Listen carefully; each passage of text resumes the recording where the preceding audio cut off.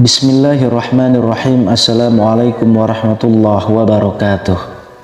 Syukur alhamdulillah kita bisa berjumpa lagi di channel ini.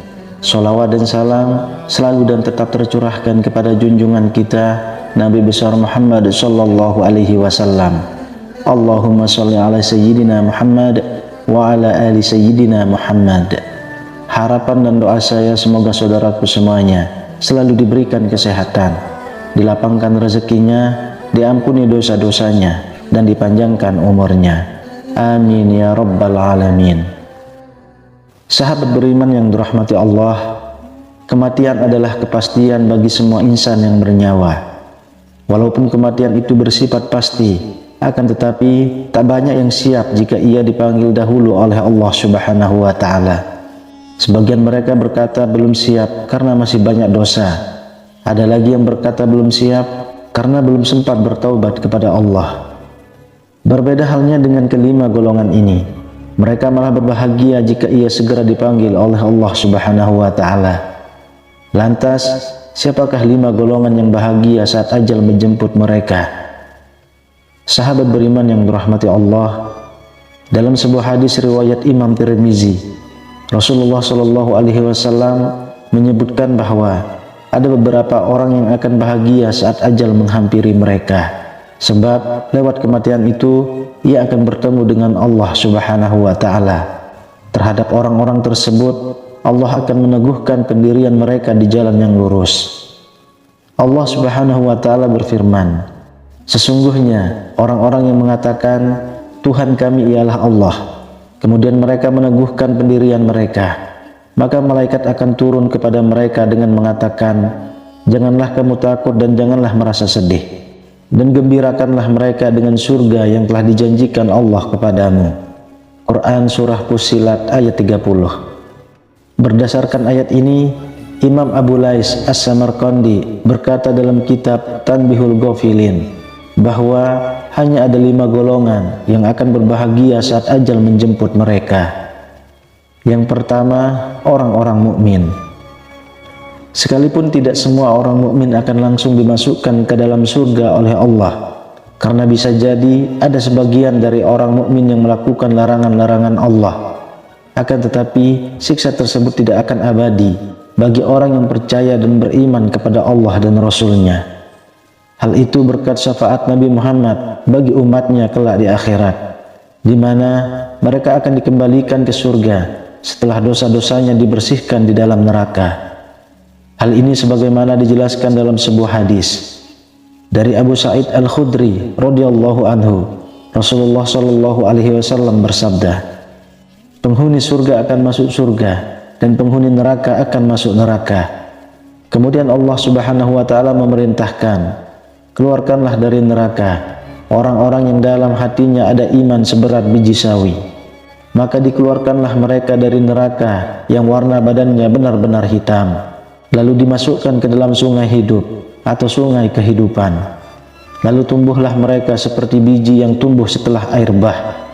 Adakah engkau tidak melihatnya? Sesungguhnya ia keluar berwarna kuning yang melilit.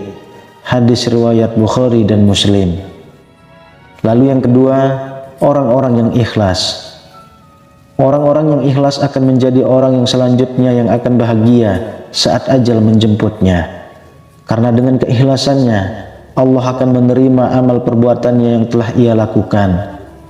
Dalam sebuah hadis, Rasulullah Shallallahu alaihi wasallam bersabda, jika engkau melakukan amal ibadah, lakukanlah semata-mata karena Allah dengan ikhlas. Karena tidak akan diterima amal ibadah dari hambanya, kecuali yang dilakukan hambanya dengan ikhlas. Hadis riwayat Bukhari. Dalam Al-Quran, Allah Subhanahu wa ta'ala juga berfirman, orang-orang yang menafkahkan hartanya karena riya kepada manusia dan ia tidak beriman kepada Allah dan hari kemudian, maka perumpamaan orang itu seperti batu licin yang di atasnya ada tanah, Kemudian batu itu ditimpa hujan lebat, lalu dia bersih, tidak bertanah. Quran Surah Al-Baqarah ayat 264. Yang ketiga, orang-orang yang bertaubat. Taubat kepada Allah adalah kunci terhapusnya dosa yang telah kita lakukan, asalkan tidak termasuk ke dalam dosa-dosa besar seperti menyekutukan Allah.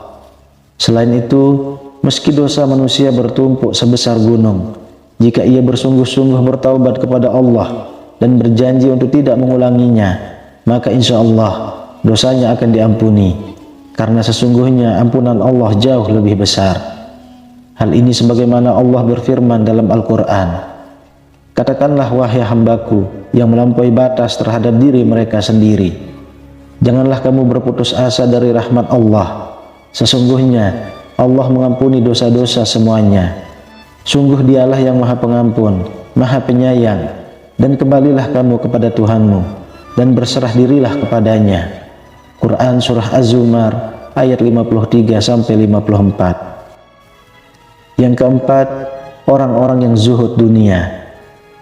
Orang yang zuhud adalah mereka yang tidak memperdulikan kenikmatan dunia. Meski seluruh kenikmatan dunia dibukakan atasnya, dia tetap mendambakan ingin bertemu dengan Rabb-Nya. Mereka tidak bersedih terhadap apa yang tidak didapatkannya tentang dunia, dan mereka tidak terlalu gembira terhadap apa yang diberikan kepadanya.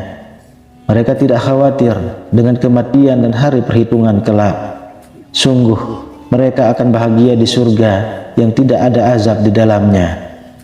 Sebagaimana Allah Subhanahu wa Ta'ala berfirman dalam Al-Quran, "Kami jelaskan yang demikian itu supaya kamu jangan bersedih terhadap apa yang tidak kamu dapatkan, dan supaya kamu jangan terlalu gembira terhadap apa yang diberikannya kepadamu. Dan Allah tidak menyukai setiap orang yang sombong lagi membanggakan diri." Quran Surah Al-Hadid ayat 23. Rasulullah Shallallahu Alaihi Wasallam juga pernah berdoa yang menjadi tanda zuhud pada dirinya. Dituturkan Ibnu Umar, beliau berdoa, "Ya Allah, anugerahkan kepada kami rasa takut kepadamu yang membatasi antara kami dengan perbuatan maksiat kepadamu, dan berikan ketaatan kepadamu yang mengantarkan kami ke surgamu, dan anugerahkan pula keyakinan yang akan menyebabkan ringan bagi kami segala musibah di dunia ini." Hadis riwayat Tirmizi, An-Nasai, Al-Hakim, dan Al-Baghawi. Kemudian yang kelima, ulama yang mengajarkan ilmu dan kebaikan. Seorang ulama yang selalu ikhlas mengajarkan ilmu dan kebaikan kepada manusia, menjadikannya tidak perlu khawatir dan sedih terhadap datangnya kematian dan hari akhir. Sebab amal soleh yang mereka kerjakan akan dibalas dengan surga yang diperuntukkan bagi mereka dan orang-orang yang mengikuti ajarannya. Selain itu, ia akan mendapatkan warisan pahala yang tak akan pernah terputus. Hal ini sebagaimana dijelaskan dalam sebuah hadis. Rasulullah Shallallahu Alaihi Wasallam bersabda, "Apabila anak Adam atau manusia wafat, maka terputuslah semua pahala amal perbuatannya, kecuali 3 macam perbuatan, yaitu sedekah jariah, ilmu yang bermanfaat, dan anak soleh yang mendoakannya." Hadis riwayat Muslim. Sahabat beriman yang dirahmati Allah, itulah pembahasan mengenai 5 golongan yang akan bahagia saat ajal menjemputnya. Mereka tidak perlu takut dan bersedih, karena Allah akan mengabarkan kepadanya tentang surga yang telah dijanjikan untuk dirinya. Oleh karena itu, marilah kita berlomba-lomba dalam melakukan amal-amal kebaikan sebagai wasilah untuk meraih ridho Allah Subhanahu wa Ta'ala. Karena dengan ridha Allah, kita dapat diwafatkan dengan husnul khatimah, memperoleh nikmat di alam kubur, di padang mahsyar, dan dimasukkan ke dalam surga. Amin ya rabbal alamin. Wallahu a'lam bishawab. Demikian yang bisa saya bagikan, semoga bermanfaat untuk kita semua. Assalamualaikum warahmatullahi wabarakatuh.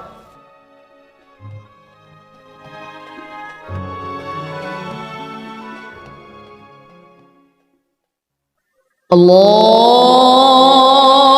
Akbar, Allahu Akbar, Allah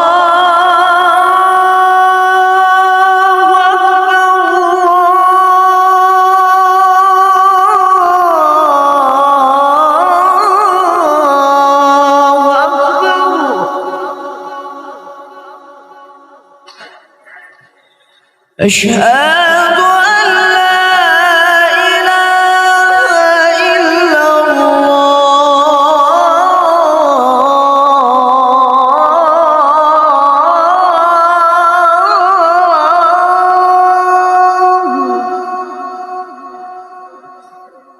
أشهد أن لا إله إلا الله.